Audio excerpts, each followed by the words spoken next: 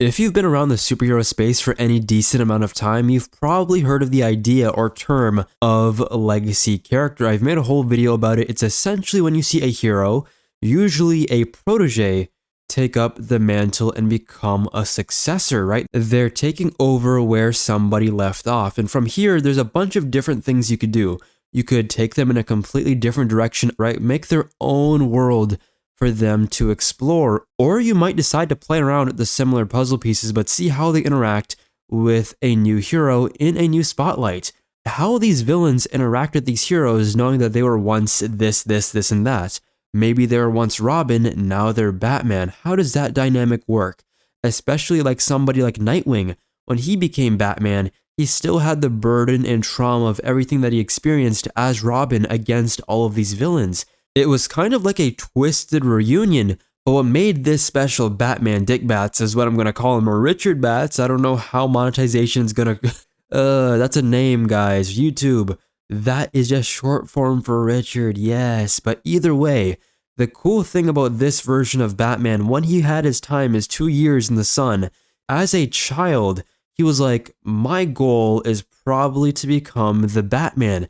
This is what Bruce is training me for. But when he became like a teenager to young adult, he was like, you know what? That is not what I want. I do not want to be consumed, not just by the darkness, because Nightwing experiences that day in and day out, but by the obsession. If I become Batman, maybe it's cursed. The cape and cowl, maybe I'll become as hellbent at keeping the city of Gotham safe that I don't have a life outside of the mask.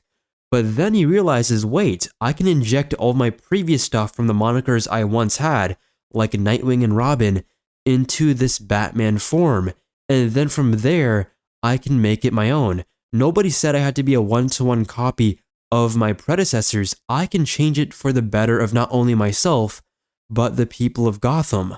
That is the way to go. Maybe you're a Wally West character and that you always felt like you were in the shadow of Barry, right? This person was on a mythical high point. You put them on a mental pedestal that you will never reach. But over time, you realize, wait, these threads aren't mine. It's not original. And then you make your own suit. You discover the Speed Force. You discover your own self-worth. You get yourself into a state, a flow, zen state of character development.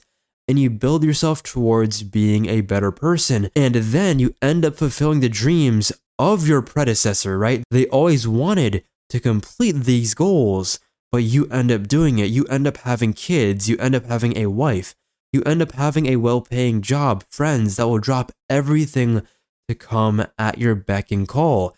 This is what the idea of legacy characters are, in my opinion, taking up all the bits and pieces, maybe even the scraps of a previous character and building it to their own unique way. It's their own fashion. From here, they're able to either transcend what their mentor did, or just change it up to keep it fresh for the reader. That in and of itself is the dream goal, those two options, but I realized, speaking in the space long enough, that we just stop it there at heroes. Why don't we move it on to villains? Because villains, they have as much, if not more, legacy characters than heroes, to the point that if you go to the silver or bronze, even the golden age of superheroes, you will see versions of characters that are old and forgotten, and you wouldn't even notice that they are a legacy character in the modern age. Characters from the Superman Rogues Gallery like Bizarro, Metallo, and Parasite, they were never the originals, but they became more popular. I won't be speaking about these characters in the list that I will provide later on, but because I don't know that much about them, I will say what a lot of other people tell me, and why some of them kind of prefer the original Parasite, because to them, he was the embodiment of human greed. He is, for all intents and purposes, an energy vampire. He just wants more and more and more. And Superman, his villains are supposed to represent the embodiment of human flaws that are just so big and all-encompassing that it's really cool to have a hero have a villain that's supposed to be the face or mascot of it, right? And then we had Rudy Jones, the one that we know and love, who's not that. Yes, he might have moments like that when he becomes fully consumed by his power and just completely have a full shift in his abilities and seeing him get more powerful, turn into kaijus, maybe even creating clones of himself on accident. What I really love is that his base, when he's all in his own head and he created a mental palace for himself to keep him safe, he's very sympathetic. He doesn't want to do this, but he's forced to, just like a vampire. It creates completely different mission statements that some people will gravitate towards while others will just kind of shudder and be like, no, this is not my parasite, and that's completely fine. That's why we have variants, and if by the grace of everything that is holy, if you don't like this version, hopefully there is an alternate timeline or maybe even the previous comics you can go to, or maybe they exist side by side, those two versions, so we could have our cake and eat it too as fans. Let's get straight to it. This is my list. I created a poll not too long ago and that's what sparked this discussion. But yeah, let's see what my picks are, and hopefully they are either similar, if not a bit different than yours, right? Let me know in the comments down below, what are your favorite legacy villains? Let's get it. Venom is one of the most popular characters in the modern age, particularly because of his transition from being a villain to a hero, seeing that full line progression of him becoming an actual good guy from starting off at a place of literal hatred. This guy was one of the top haters of all time. I talked about this in my greatest redemption video, but he's a character that you don't really has a successor in terms of villainy. And a lot of people in the poll that I made talking about this really was confused. I said Carnage was a legacy villain. His entire method in terms of how the writers looked at him was replacing Venom as the new symbiote threat, because now Venom is a good guy at this point, that they needed somebody to fill that spot. And Carnage came exactly when they needed him to. It was Amazing Spider-Man issue, it was in the mid 300s is when it occurred, and that really set the tone for everything that would follow. Eddie Brock, the Venom symbiote, came and busted out through the prison. And the thing that I really like about all of these stories in the 90s is that the Spider-Man cartoon literally adapted a lot of it. Same goes for X-Men 92. All of that was kind of a template for what I want in the modern day. Just have a bunch of cartoons or animated shows or even animes, like ship it to like Japan if you need to, that just adapt comic storylines. But now adult animation is more mainstream, so we'd be able to get more darker storylines or even darken up the stories that were previously covered. But either way, as soon as the Eddie Brock Venom symbiote hybrid, whatever you want to call it, happened, it left its offspring, and then it slipped into Cassidy's bloodstream. It was in through a little cut, and because of that, the symbiote turned blood red. He's wearing a suit of blood. How metal is that? But from there, he broke out of the prison, and almost immediately, he used his new powers to have a complete killing spree. That's what he wants. He is a serial killer at the end of the day. And it led to one of his most famous storylines, Maximum Carnage. Bro, have you guys played that game back in the day? Oh my goodness, that brought back memories, I'm telling you. But here, he teamed up with Shriek. If you've seen Venom, Let There Be Carnage, you know who that is. Doppelganger, Demo Goblin, Carrion, I'm pretty sure. And from there, they just plunged the city into chaos for no other reason than to watch everything burn, as Alfred said in The Dark Knight. So here what we see is a literal escalation, because Venom would never do anything like this, because all he really wanted was to kill Spider-Man. Then this brings us to the semi-present Absolute Carnage, and from here we see him literally hunt down a bunch of people that formerly bonded to a symbiote and try to kill them because he's trying to get their codex, and using all of these codexes he would be able to summon the god symbiotes, also known as Null. And if you know anything about all of this, it reinforces that legacy status. He's not just Venom's successor, he's the ultimate evolution of the symbiote threat. He's actually summoning beings, or trying to at least, that will kill not only the planet, but it is possible that it reigns supreme across the cosmos. Imagine that, this man was bumming it out in the streets of New York, trying to create as much violence as he could, and now it reaches the far corners of the Marvel Universe. From a conceptual level, if you look at all of it, he was literally born from Venom.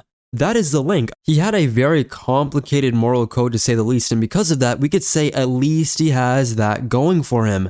When you look at somebody like Cletus Cassidy, his whole worldview is built on violence, nihilism, and pairing that up with a symbiote villain concept, it makes it much more dangerous. Somebody like Venom, his stories are very...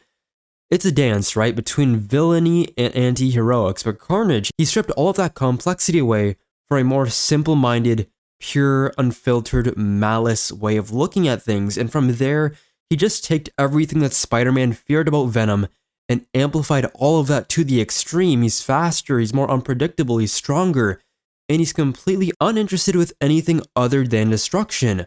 He can't be reasoned with, making him a natural but almost more terrifying villain in Venom's place. This is what I like to see, when villains actually end up being better, or not just better. I don't think he's a better character, but better in terms of their job. They're trying to be either a hater or cause as much harm as they can. I've said this before, I'll say it again. Pure evil villains, when done right, are some of the most interesting things you'll ever see. And Carnage, when writers body the script, I love it so much. And from there, we look at what Cletus Cassidy really is. He's a nature and nurture. What we see here psychologically is when both of those aspects fail in the most catastrophic way possible. His childhood was like very nightmare fuel, I guess, abuse, neglect, early exposure to violence. And then this man was on a psychotic grind. He just ended up killing or murdering his grandmother. He tortured his mother's dog with a drill, I'm pretty sure. Somebody lock this man up and throw away the key. He burnt down an orphanage, his own orphanage. And all of that was before the symbiote entered his life. Send this man to hell, bro. Why is he still here? But, one of the most popular villains there is, and he's bonded to an unkillable symbiote that keeps losing their weaknesses day in and day out. I'm pretty sure he's not vulnerable to fire or sonic weaponry anymore. What do you do there? All of his actions, it wasn't a result of, being desperate or survival. It was just an expression of his belief that life itself, it had no inherent value, and killing people made him feel better. It was like this mental tick. Victor Zsasz from Batman, how he has to kill somebody and have like a tally mark on his body? It's the exact same way for Carnage. Wait, I just realized, Victor Zsasz came out before Carnage, didn't he? Was he the blueprint? What? Say it ain't so. Okay, let me stop because I know some Carnage fans are gonna get mad. I love both equally, but how does Carnage and Cletus kind of bond? What is that mental link? Because Venom, when we have the symbiote and Eddie, we see both of them argue, compromise, influence each other, even bicker like a married couple at times, or even be completely abusive and just downright vile to each other. If we look at Cletus and the Carnage symbiote, it's like it didn't create a new personality, it completed one. In Carnage, they speak with one voice. That fusion itself, it's completed. They don't say we like Venom, they say I. So from there, it makes Carnage feel less like two beings working together in tandem and more like one single organism. But it makes sense, right? Because he has a singular weird mindset where it's just homicidal will. That's all I want.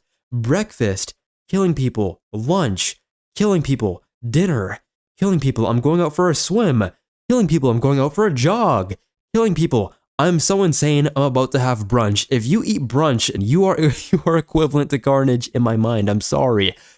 Okay, that's kind of mean. But to wrap it all around, on an ideological and ethical level, Carnage is one of the most terrifying villains there is. Ever since Marvel put him on the printed page, there's never been anything like it in my opinion, because his evil, if you look at it, his philosophy is rooted, I guess, in total chaos, but just nihilism. He's kind of like Owlman in Crisis on Two Earths, if you've seen that movie, or even just the comics, but just dialed up to 11. No motivation of revenge, greed, or even personal gain. That's the main sources of motivation if you're a villain. Even if you're a pure evil villain, usually we see those three aspects into their psyche, right? You'll be able to pick them out. He doesn't believe in morality, any laws of nature, order of any kind. All of it, the true real freedom in his mind, is rejecting all of these rules, embracing the chains of violence. The belief that he has here transforms his murders into a kind of performance art. If we look at somebody like, what's brother's name? He was done dirty and born again by Daredevil. Hold up. Muse. If you guys are going to call me out for being a fake fan, I'm just letting you know that man's been in only one big Daredevil arc, and that was in Charles Soule's run like 5, 6, 7 years ago, okay? Don't call me out on that. And only now he's making a resurgence because of the show. That is how he sees stuff. He paints Carnage in blood at his crime scenes because it helps him escape. It helps him be fully whole, and also sends a message. In his mind, heroes like Spider-Man, they aren't protectors, they're obstacles to his fun, to the true freedom not only he'll experience, but also others. I told you he's just like Victor Zsasz because all he wants is to free people from their zombie-like husks because they go into work day in and day out like a carcass. They don't even want to do that or be here. Might as well free them. That is probably, if I'm going to analyze both of them, particularly Carnage because this is his segment, he probably thinks the same way. Occasionally he might side with the heroes for his own sense of justice because he's having a weird day, or just so that he can live another day, but he'll never compromise for the most part. Venom, he's the character most likely to put everything to the side so that they can come to a common consensus. Even when Carnage teams up with heroes, it's because of mind-altering effects on a cosmic or global scale. That is not his body. You will never catch him doing that on the low, you know what I mean? His ideology basically ensures any confrontation that he will have a fight to the death because he simply doesn't believe in stopping his spree. He isn't a pale imitation of Venom, he is an even darker reflection. Venom is supposed to be a dark reflection of Spider-Man. How is Carnage 2 times down the line? Isn't that crazy? Like Venom, he is the morally great alternative to Spider-Man and his, I guess, hope and heroism. Carnage removes all of that gray. He makes it a complete color, showing what happens when a Venom symbiote is given to somebody with a complete, he has no conscience at all, no limits. He inherited all of the menaceness, I guess, if that's even a word, of Venom, but strips away all of the humanity, creating a villain that's not even harder to beat because he's stronger, but ideologically, he's harder to reason with. Every way that matters, Carnage took that legacy of Venom and made it even more bloodier and chaotic. Props up to big man like that. Venom was a character kind of like a Bane. He was like the, oh my goodness, we sparked lightning. That was a light bulb moment. And the fact that they were able to replicate that into Carnage a couple years later, that is crazy. Carnage is actually on the same level, almost at least, as Venom. The writers were in their bag with that one, I'm telling you. In quite a surprise twist of events, I'll be talking about Harry Osborn Green Goblin for the 3rd time, yes.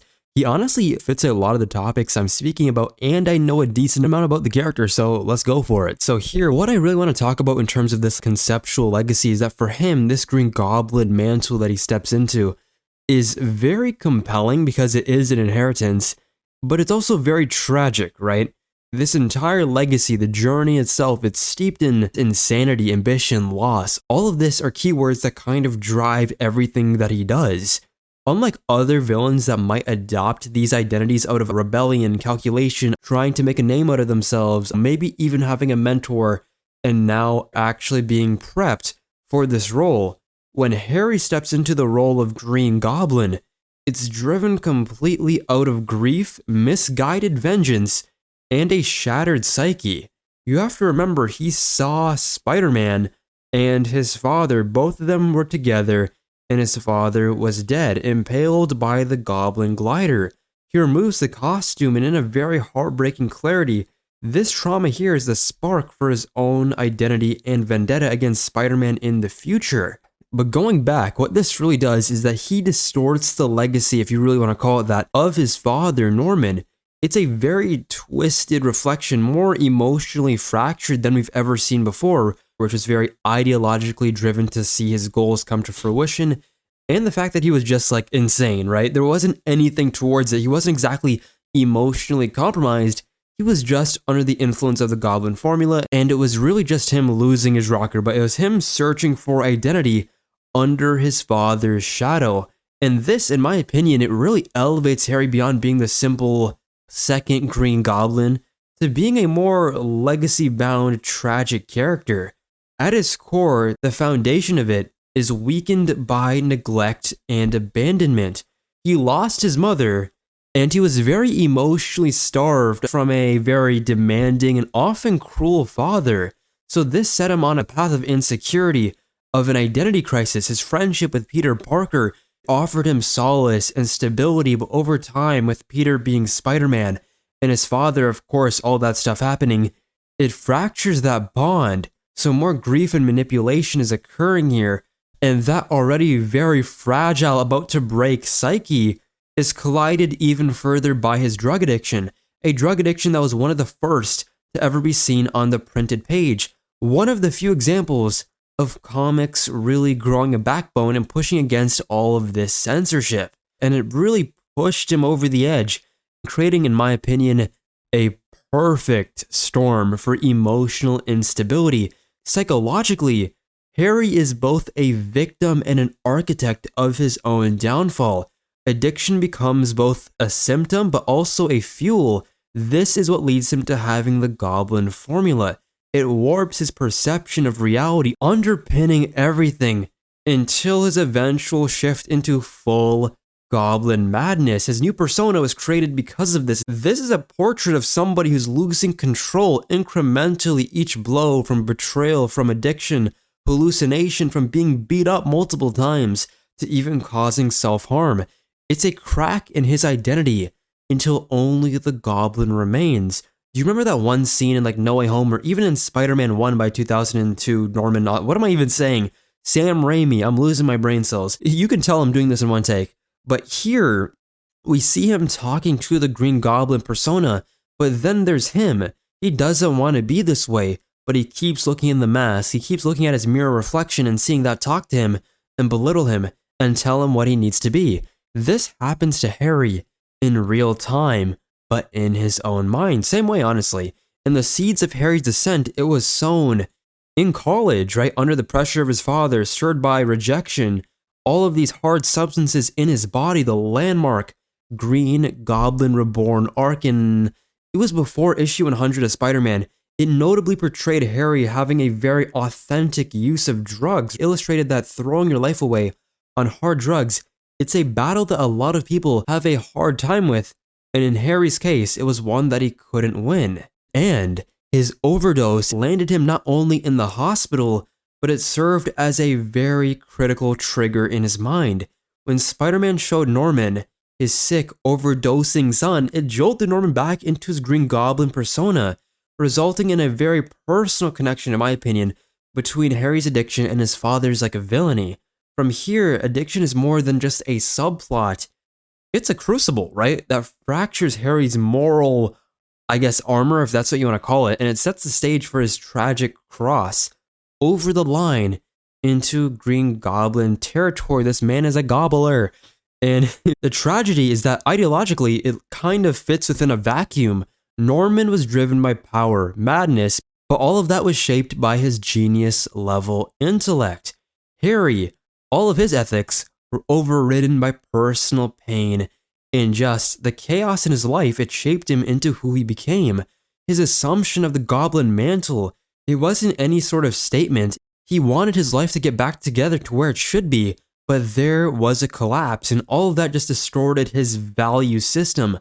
Vengeance becomes twisted, and then from there it becomes his moral compass. You see what I'm saying here? He blames Spider-Man for his father's death, believing Peter betrayed him, and from there, he justified all of his immoral acts because he was acting out of a place of pain. I'm telling you, all of this is just self-justification.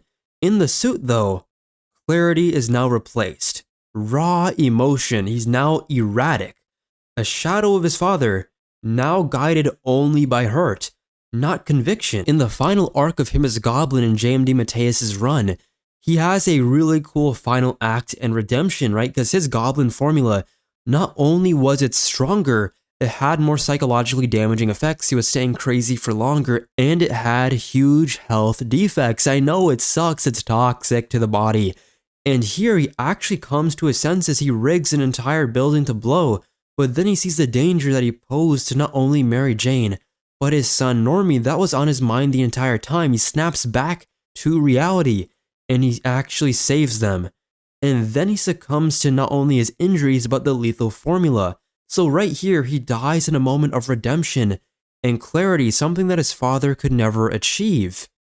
As a villain, and as a legacy villain at that, his inheritance is interesting because it isn't one of blood right or even destiny. It's psychological ruin that his father, his legacy, all of that, it just became a curse on his name. I wouldn't even be surprised if Normie in his future became a goblin in and of himself.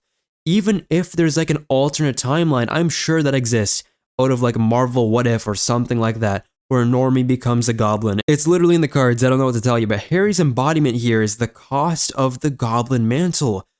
It's not the power that it bestows onto himself.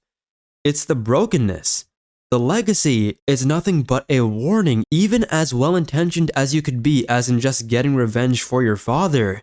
It can turn you into a monster, and it will push you to the edge. Why he's so interesting is because he doesn't seek to be a villain, but his fall, it is relatable not just to our own lives if we have the misfortune of experiencing anything like that, but in terms of just the human experience that you will see on the news, your friends, your family. Things like this, drug addiction, it's not a joke, and to see it portrayed so early on in Peter Parker's history is just really, I want to say, responsible and fascinating. The fact that Stan Lee and everybody involved, Jerry Conway, all these people at the beginning of those first like 100, 200 issues of Spider-Man, they work to show young kids what the dangers are if they aren't careful of all of these unknown substances. And Harry Osborn, as a legacy character, as a kid turning into a young adult, he was the perfect metaphor, and conceptually it just worked wonders for just getting my brain to really just see how it was like in that early era of comics, and how he was one of the first to really break into that villain legacy mold. Another one of the GOATs, we got Helmut Zemo. Of course, the Zemo title is Baron Zemo, right? It's a title that's been here since the World War era. Heinrich Zemo was the first one, right? And this version of Zemo, the one from prior years past, was the one that fought Captain America in World War II.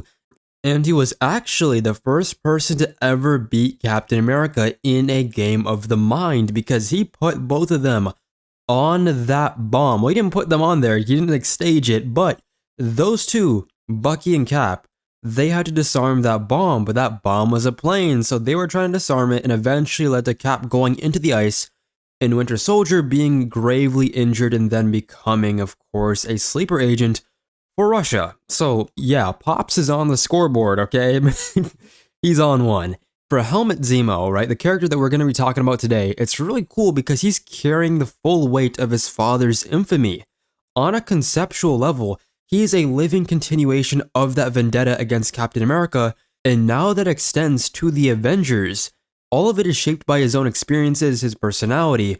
Helmut doesn't really repeat the mistakes of his predecessor, he just evolves with them, becoming a villain that's less defined by brute force, but more by calculated strategy.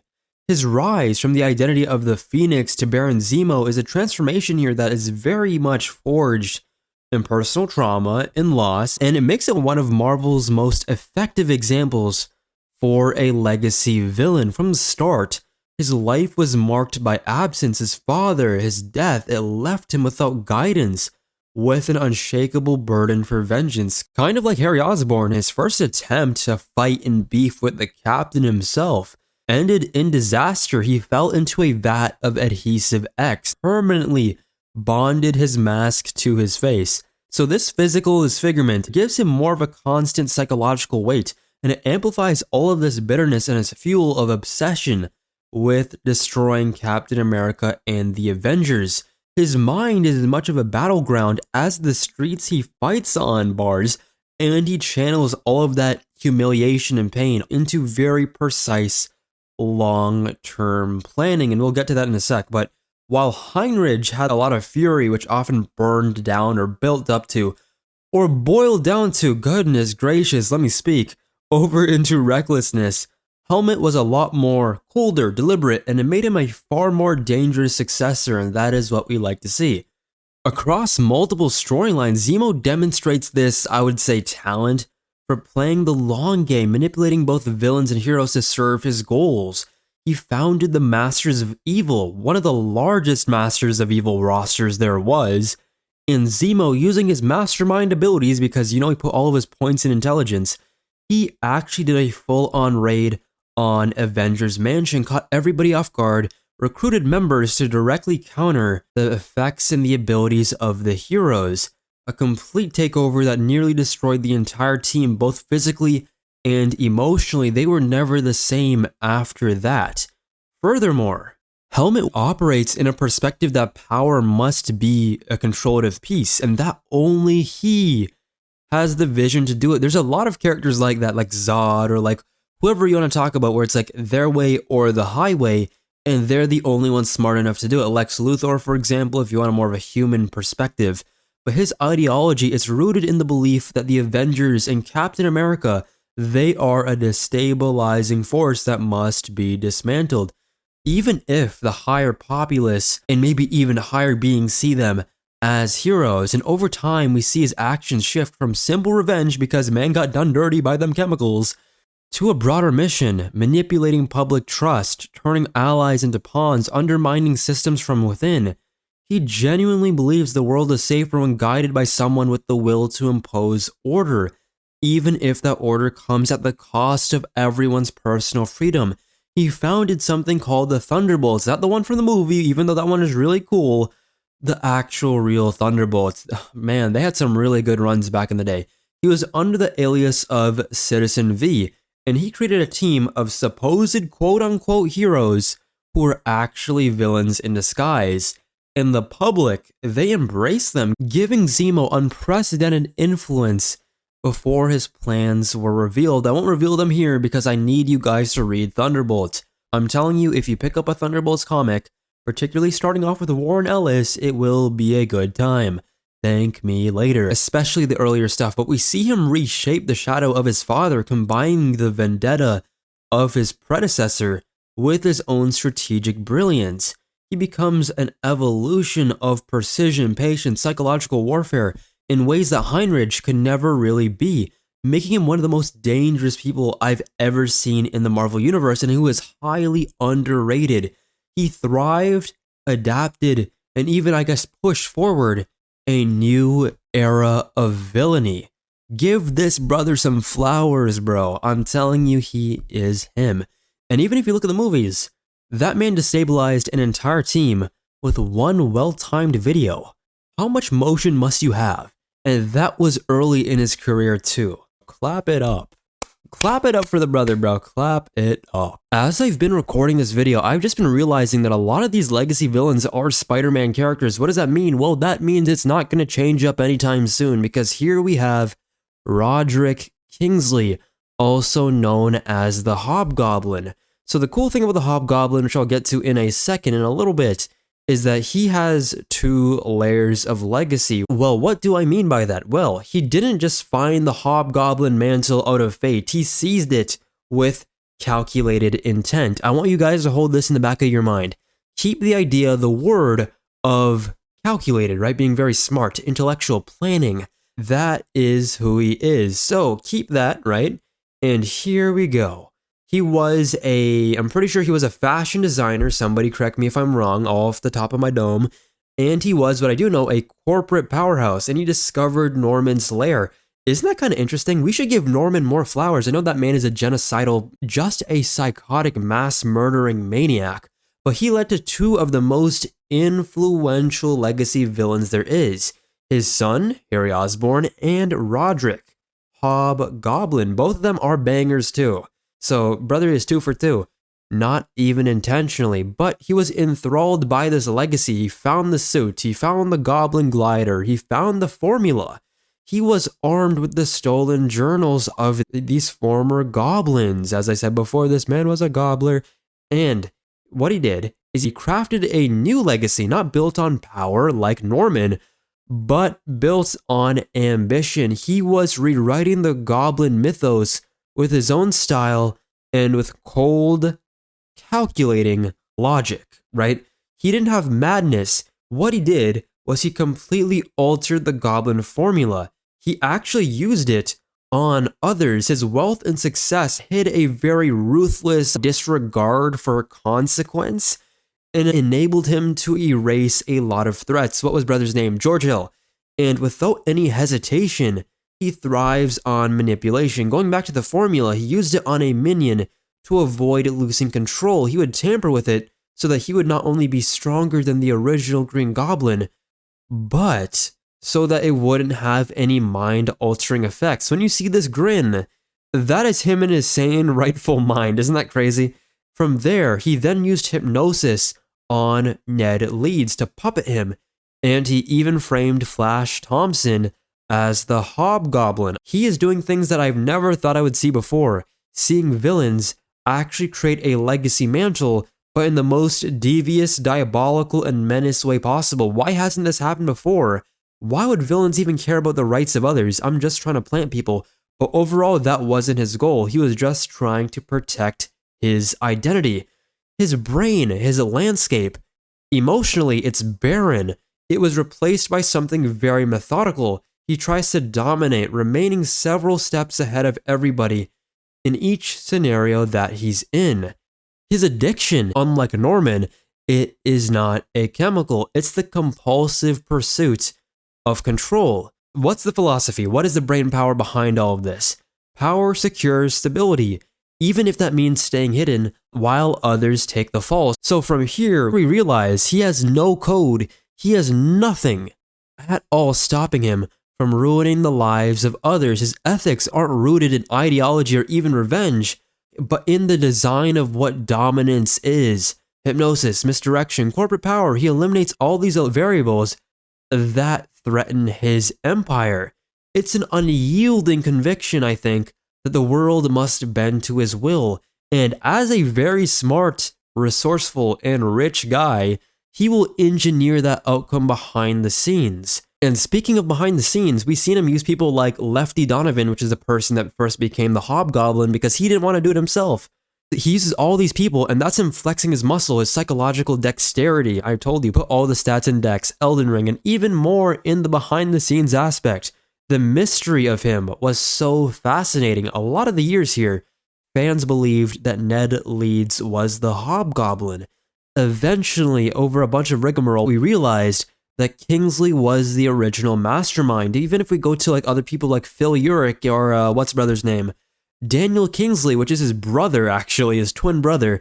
A lot of these villains have done really cool things by like changing the technology, and this is out of his footsteps, right? They gave him a flaming sword and giant mechanical wings other than having that, what's it called, the glider. So they have been adding to his bag, but he also doesn't like this all the time. He's like, wait, you guys are kind of going a bit too big for your bridges, and for some of these characters, he actually returns and eliminates them, outmaneuvering his successors, like Macendale, who's like the one that you see in the 90s Spider-Man cartoon, and then he reclaimed his empire, and then he just retired and vanished into the Caribbean. He continued his legacy in just silence, which is really cool. And one of the craziest things that I really like about this is that he used Villainy as a franchise, legacy in its finest. He mass-produced a bunch of costumes and gear for copycat villains, franchising Villainy itself to keep his influence alive even when he's not even in the picture. He's giving all these people the opportunity to have legacy mantles of pre-existing villains so that they could just piggyback off of it, because just like him, he had ambition and he actually wanted to reshape that mythos. A lot of other people are just as OCD as he is, so he's like, you know what? Let's make a business out of it. In the end, he transforms the concept of what a legacy villain is. He's not just the next in line, he crafted a whole dynasty. His legacy, unlike a lot of other characters, is defined by elegance and a literal strategic invisibility. We didn't even know who he was for so many years, where Norman was like completely out of control and just whacked out of his head. Yes, he had goals, and yes, of course, he wasn't like, you know, a complete wild card. Kingsley made sure to do everything with precision. He succeeds not just by striking at these little chords here and there, but by controlling the narratives, using others as masks and misdirection. What can you do against a guy like this? In Spider-Man, he was losing his brain trying to figure this out in the beginning. Roger's Stern run, I love that run. Peak run, by the way. Legacy gets redefined, not only in that, but of course in the future when they get rid of all the muddled threads, because there is a bunch of stuff. But just to keep it simple, let's just say this man right here, Roderick Kingsley, is an architect through ambition and literal ingenuity. It does not get better than this. And the next one up is another Spider-Man character, and this is Jack-O-Lantern, a character that started off in a very iconic panel as Jason Macendale the Jr., Yes, him, the guy who was actually transitioned. Weird frame of word. But he later becomes the Hobgoblin, the fourth version, and that kind of initiates this kind of pumpkin legacy, where we see that these two characters, if you're pumpkin themed, you are going to have a lot of people on your costume lineage, I'll say. And here, let's talk about a couple. if I were to look down the list of like all the people on like Marvel Wiki, there are just so many bums that I've never heard of. At least 8. Hudson Burkhardt, that's a child. Owen Ward, I saw you got bodied by Venom in the first issue of the freaking, what's it called again? Donny Cates run? That man's eye got demolished. Stephen Levins, he was a mercenary in Captain America, the Grunwald run, and he was a part of Red Skull's skeleton crew. So this man here, just by being in association, you're a Nazi, we don't like you. And he was very ruthless and Gadget reliant, but either way, he met his ends at the hands of the Punisher, I'm pretty sure, the first time that he was actually useful in a supervillain context. Yes.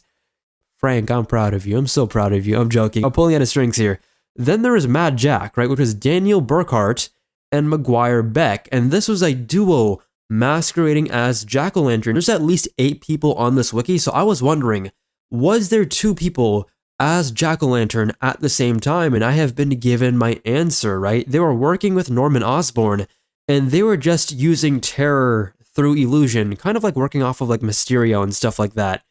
And then there's like supernatural types of characters like Steve Levin's brother, who had like satanic empowerment. And there was various different imposters, but the character I want to talk about the most is Jack. The reason why I like him is just because I'm the most familiar with his character. He was in the Agent Venom run, and he proclaimed himself to be his antagonist, his true archenemy. And he's like, you got to put a lot of work, a lot of shared deep hatred towards each other. And he's like, you know what, buddy? You're mine. He literally just put him as his number 1 op right on the spot. And it's really funny, but as a child, he was trained as an assassin, and he took over the Jack-o'-lantern mantle, and he committed his first act of terror by, guess what? You would never guess it. I don't even know why I'm telling you to guess. He killed his parents, and then formally adopted that identity. He confronted Venom in very high-stake battles, Agent Venom, and he actually threw a live grenade into the mouthpiece, and it dislocated his jaw. Yet somehow, because of plot and hatred, we know this, Reverse Flash, if you hate somebody enough, you will be unkillable. But this guy right here, the crime master or the protege thereof, this version deliberately positions itself not only as that arch nemesis, but as the definitive Jack-o'-lantern, claiming to have eliminated all of the previous users to quote-unquote clean up the brand. I respect it, buddy. And this iteration here isn't really driven by any like mystical forces, by any goblin serum, or anything else like that, but he is driven completely by notoriety, the legacy of this mantle. The image itself conceptually turns that identity into a branding strategy. How cool is that? Fear through legend rather than through lineage, making his legacy both an act of self-invention but ruthless in repackaging. JJJ, this is your front page, brother. The Jack-o'-lantern, it kind of emerges from being in a very psychotic psychosis, a supernatural tragedy. And what does that even mean? It's because so many bad things have happened, it feels like he was always possessed. He hurt animals, he defied his parents before killing them, making him an ideal candidate for this crime master's brutal mentorship. He was baptized through blood and violence. His psychological root of being abandoned, the manipulation, his fusion of self-erasure and reinvention after him committing parricide, all of it is there for us to see. He is a blank slate, emptied by remorse, filled only by the directive to terrorize others. His ideology isn't the same as the Green Goblins or Hobgoblins before him. It's just pure enforcement of chaos, right? It's like, oh, we're missing our daily dose of chaos. Here you go. I'm going to inject it in you. You better get ready for your daily shot. Like, as a member of that Savage 6 team, which you guys might have heard of, he obeys the crime master, all of his demands without question, just doing all of these crazy things to Venom's loved ones, kidnapping Betty Brant, even metaphorically and physically attacking the justice system.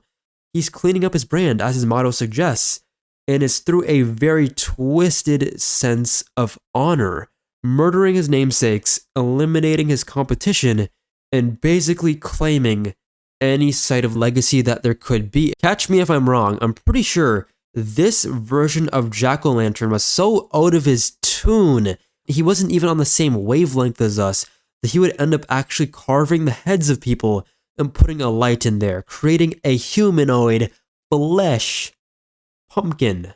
I'm telling you, bro, people be telling me that Spider-Man rogues aren't as psychotic as Batman villains. Dude, they are up there. His legacy, it's pure branding. The cool thing about it is that it's stripped of all its identity, bro. Jason or Jack or whatever brother's name, Macendale, he was on the ball. Jason Macendale Jr., he put so much effort into this suit, only to have all of that legacy, that story stripped away, all that identity, and it was made. The entire thing is just notoriety.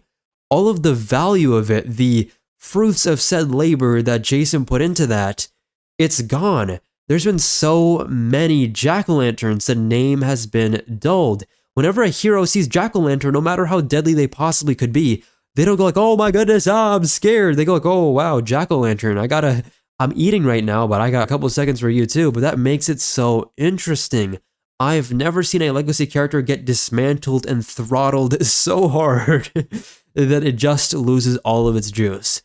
First time for everything, I guess. On the DC side, in my opinion, the best legacy villain is Zoom, Hunter Zolomon, which is really funny to say considering that he isn't in that many storylines in terms of present day. And even in the past, at his biggest point, he was in like 2, maybe 3, 4 notable stories. And other than that, he was pretty much relegated to guest or side roles. But let's look at Zoom in relation to Eobard Thawne, because this is where it gets really interesting, because his connection to Reverse Flash and that mantle is completely indirect. Eobard Thawne, who deliberately took up this mantle to oppose Barry Allen, Zolomon, what he did is he reinvented himself into Zoom to force Wally West into becoming a better hero through suffering. So here we see Zoom as a legacy villain to torment a legacy hero. So it's going down the list, down the line, down the ladder, and something that we haven't really seen that much before. And not only that, but actually implemented and executed correctly, seeing both a legacy hero and villain done right and at their peak. This is why I love Wally West and his entire lore more than Barry. What I really love about this is that he took the pieces that Barry Allen left behind and made it even better. Every subsequent writer added more and more and more onto these villains and made more and more new villains to complement the old ones, to really build upon the rogues gallery of the Flash, to make sure that pre-existing villains had the character depth and development that they needed. And so new villains had the exact same thing, and if they didn't have it, they had a really cool gimmick that gave the Flash a run for their money so that they could do a really cool just action issue. But getting back to Zoom, he embodies a reinterpretation of a villain's philosophical mission. In his mind, it wasn't really about replacing Thawne. He was perfecting what Thawne started, transforming what was a legacy of hatred into a legacy of tough love through tragedy. And this pivot made it so that he was more than just a copycat or a legacy character. He created a whole new storyline to flesh out. He's a villain who truly believes that he's doing good, and this conviction right here makes him even more capable than what you would ever see if he was just a simple homage to the Reverse Flash. His transformation was rooted in deep trauma. As an FBI profiler, he specialized in understanding the minds of supervillains. He worked alongside the Flash. Wally West was one of, if not his best friend. He believed that knowing the histories of these villains was key to stopping them, and he worked alongside Wally to bring them to justice. But after a series of personal tragedies, including the death of his father-in-law, the crippling of himself, right, Gorilla Grodd, he turned this brother's back into an accordion. He lost his wife, Ashley. His worldview completely shifted from having empathy to obsession. In his mind, heroes did not understand. They didn't suffer enough to understand the stakes of that mission. And from him losing everything, he wanted Wally to experience the same, so that maybe they will actually turn up and understand what's really the goal at the end of the day, to keep people safe no matter what the consequences are in morality. Artificially, he uses time manipulation because unlike all the other Flashes, he doesn't have the Speed Force. The cosmic treadmill that gave him his powers gave him the ability to manipulate his local chronostasis field, or whatever that's called. Time manipulation, in effect, at a smaller level. This is how he simulates his super speed. He created a lot of these tragedies through believing that pain was the only way to growth. And this emotional complexity, there's no malice involved in his brain. Yes, there might be a little bit of envy here and there actually, but the way he looks at it, at the very least, is a twisted sense of purpose. He is fulfilling his role in the grand scheme of cosmic order. It's kind of heartbreaking how earnest in his mind he believes his goals really are. From an ethical standpoint, he is, just like Eobard Thawne, a walking paradox, but instead of being literal, this is metaphysical and as conceptual as I can be. The way that he frames his actions, it's like an investment on heroism. He has stocks on Wally West becoming the anti-hero that will actually grow up. It's very interesting because on the flip side, he is the very evil that he is claiming to fight against, crossing the same moral lines that separate heroes from villains. His quote-unquote ends justify the means mentality stands in direct opposition of the code of the Flash, and basically the code of every other hero, because not only does he target the Flash, if any other hero steps in front of him, he is going to take it as a literal insult. Like, oh, you're pulling up on me, let me traumatize you real quick so that you will do exactly what's needed to get the job done. He's not insane in the slightest. It follows a very consistent logic, but in his own eyes, he's a mentor trying to force a student to face the harsh truths. In reality, he's just a destroyer, right, who robs other people of choice, of their own autonomy. This suffering makes him the ultimate teacher, warping that legacy into something very psychologically cruel. Not to the same degree as Reverse Flash, but in its own flavor. And a really cool, important storyline that I want to talk about is Rogue War, because as the battle between rival rogue factions kind of spiral out of control because the rogues are fighting against each other, as the name suggests, Zoom enters and quickly asserts his dominance. He has enough of this, brother. He takes down Captain Cold and chastises him for wasting the Flash's time. And that moment right there cements his place as Reverse Flash's legacy.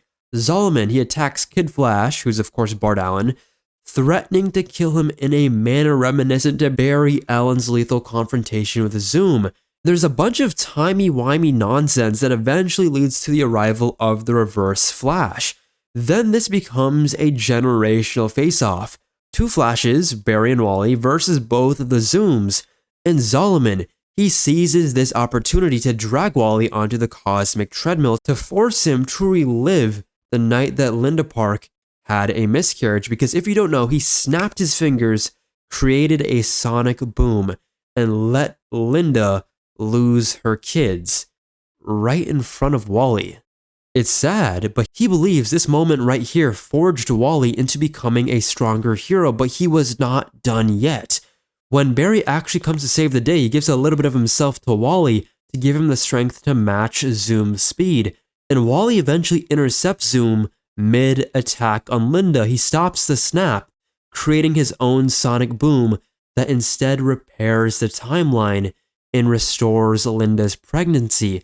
And this is how the twins are born. And in the aftermath of all of this, Zolomon is then confronted with visions of his own life, leading to a very rare moment of an apology that in this first timeline here to Ashley, his wife. And these flashes of remorse never really undo all the damage that he's caused, but it showcases this man's entire villainous identity. It's a complete board across the board of what he has done. And a cool thing is that when he actually meets Reverse Flash, this is of course between the scuffle between both teams here. Duos, right? They're going to go back and forth. Reverse Flash is mad jolly. He's looking at everybody. He's like, whoa, there's two of me. It's crazy. It's the reverse. I have my own Wally. It's destiny. This joint is brilliant. I love it. Another underrated legacy villain is Mongul. Now, Mongul, the Superman villain that he is, a lot of people are familiar with Mongul #1, which if you read For the Man Who Has Everything, or if you watched the episode from Justice League Unlimited with the Black Mercy plant, you know very well who this guy is. You know about the War World, which you might have seen in Young Justice, or even just Justice League. All of that is there. But I am talking about Mongul #2, who's not even Mongul #2. There's been so many different Mongols throughout the years, and a lot of people don't really know it because they consistently change them up. But the current Mongul is the one I'll be talking about today. From a representative standpoint, he is in a bloodline of fearsome warlords, very brutal, and he inherits not only the throne of Warworld. If you don't know, Warworld is a giant planet that has like a bunch of guns and crazy stuff on it, but it is a gladiatorial arena. Everywhere there's just pure fights for his entertainment. He also inherited the legacy of conquest, dominance, ruthless leadership that defined his family for generations, centuries, and unlike many other legacy villains who take over the mantle because of glory or ideology or emotions, as I've said before, Mongul is way more personal because it's forged through exile, abuse, and his childhood spent being told that survival meant everything, abandon your mercy, right? And his claim to leadership, it cemented himself as not only ceremonial, but it was through patricide, ripping the jewel from his father's chest, going through his chest and ripping it out as if it was his own heart. That jewel right there is not only a sign of strength, but it's his power source, right? Where his main beam comes from, unibeam style, and it's both proof of not only his victory, but it's a symbolic taking of his family's power. His early life that a lot of people don't know about was very cruel. He internalized and weaponized. As a boy, he displayed a lot of traits that other Warzoons, which if you don't know, that is the race of Mongols, they consider it to be a weakness. He had mercy, honor, compassion, all of these qualities that led to his exile along with his mother. And there's this one annual that I really like by PKJ, where it juxtapositions both Mongul and Clark Kent as a kid. Clark, he is rewarded for being positive and for showing compassion and mercy, while Mongul is shown the exact opposite.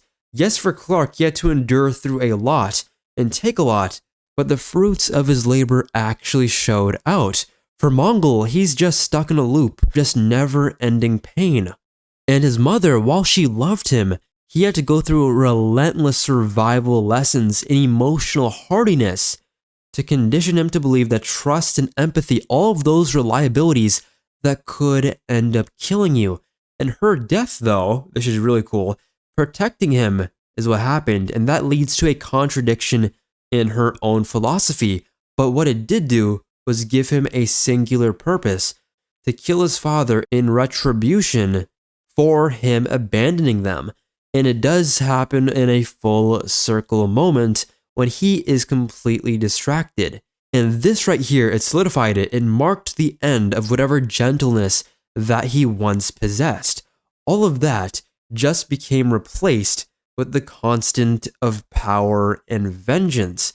And his leadership style is very interesting. It's the possibility of alliances through mutual respect. That's what makes him just turn off, right? His brain's like he rejects anything like that. His worldview is that strength alone determines worth, and compassion is indistinguishable from being a loser. While Superman kind of seeks to inspire people through hope, he is the symbol of hope at the end of the day, Mongul seeks to dominate through fear.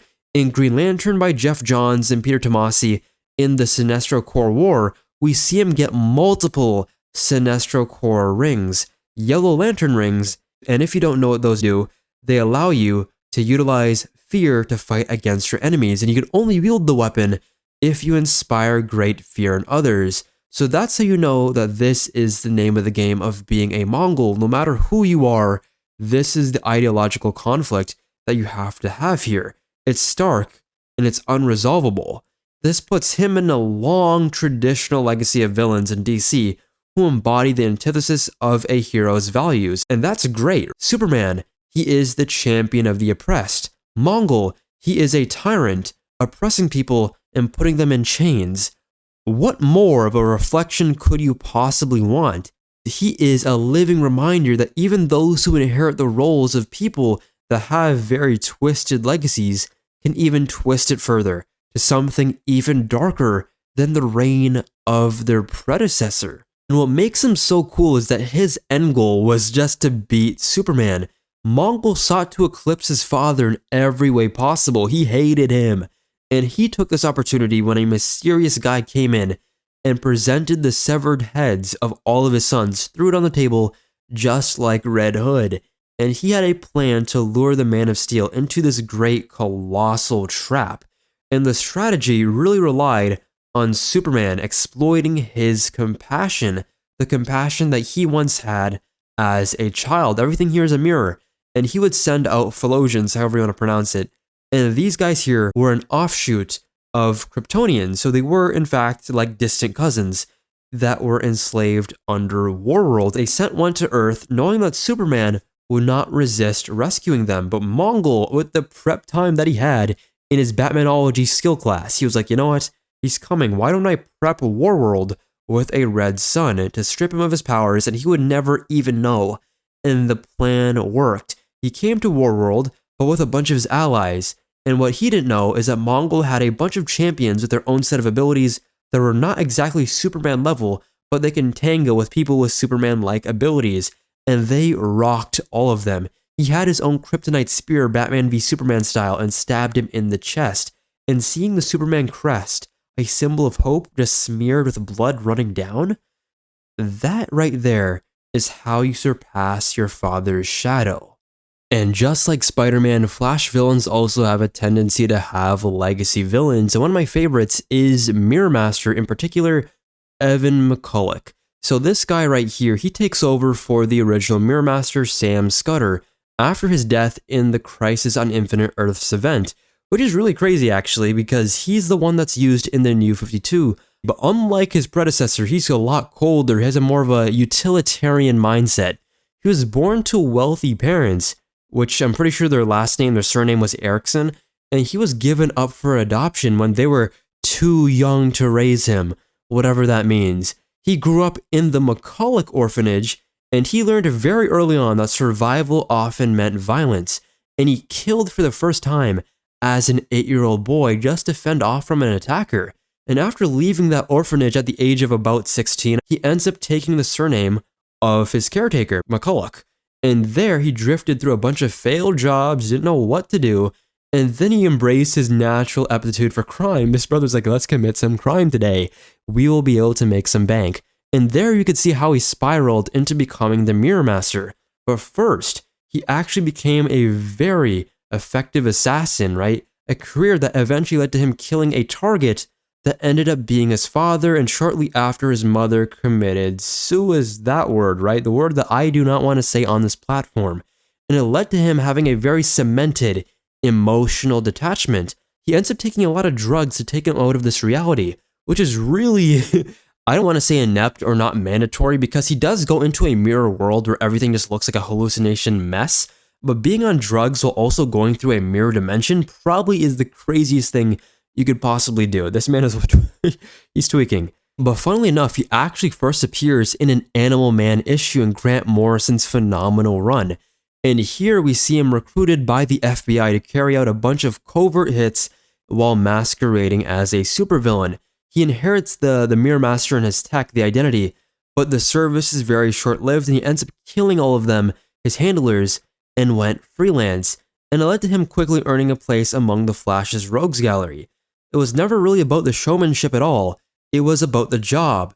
And this right here is what offered profit and power, because as the rogues, as you know, all of them, they're just career criminals who try to rob banks, casinos. Think of it as Ocean's 11, but for criminals in the DC universe. That's why the rogues are so peak. I will never hear or listen to any slander on their name.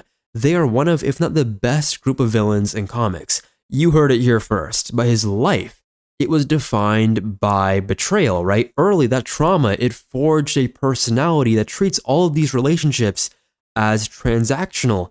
And trust, that's a liability. Even when he had like a romantic connection with, what's her name? Emilia, I'm pretty sure that's what it was. A woman he briefly loved, that ended in betrayal when she exposed him to the authorities. And that loss right there led to one of his most personal schemes, which was using one of Scudder's, the original Mirror Master's notes on anti-tachyons, and this allowed him to open a door to the mirror dimension. and then track her down. And in this very inverted reality, every reflective surface on Earth had a counterpart, which imagine how many billions, trillions, quadrillions of that there is on this planet, even more so. Yet even here, Emilia still eluded him. Imagine being that musty that she still doesn't want to be with you, and you have all of this tech, and it just isn't working, revealing that the only real vulnerability in his otherwise calculating demeanor was his obsession, right? It blurred the lines between revenge and grief, and he just didn't know what to do with himself. It's great because later on we see that he doesn't really commit to anything that he does. His crimes aren't for like notoriety or to even see himself as a crusader. All of the loyalty that he has to the rogues, as I said before, is conditional. He's equally willing to work with them as he is to work against them and to betray all of them if it serves his interests. It's expected. He got betrayed so many times in his life that he's willing to do it to anybody else at the drop of a dime. And this pragmatism is what makes him very unpredictable. Not only is his powers like that, but also his mindset, whether manipulating the mirror dimension to trap the Flash, creating giant mirror constructs, joining Blacksmith and her new rogues, or even aligning with Inertia in a scheme to steal the Speed Force. All of these schemes are just out of this world. Evan, his motivations boil down to opportunity and survival. Even in Salvation Run, when all the supervillains are sent out of space, or out to space, to then be on a different world or whatever it was, to be outside of the Earth's orbit, he adapted without hesitation, working with and turning on the worst of the worst supervillains there ever was, and he used all of that to escape as soon as possible. At the end of the day, he's just a professional. He treats even a battle among his comrades as just another contract, right? As a killer. But this works to his advantage in a world where loyalty is very fragile, in a group system where betrayal is literal currency. Evan's detachment from people allows him to navigate all of this chaos and emerge at the other end intact. You gotta respect him for it. He does it for the love of the game, and he's damn good at it. But yeah, guys, remember to like, comment, and subscribe. Turn on post notifications so you know when a new video goes live. Remember to follow me on Instagram. I'm trying to post there a lot more these days. The posts that I do here, the discussion posts on YouTube, you will see my opinions on Instagram, what I personally think. And maybe I guess I might have some video suggestions that I post there that I might actually end up doing. And also, the story of my Instagram, you'll either see a minimum of 30 minutes to an hour heads up of when a new video is going live. So yeah, feel free to check that out. See you guys later. Take care. Deuces. Peace.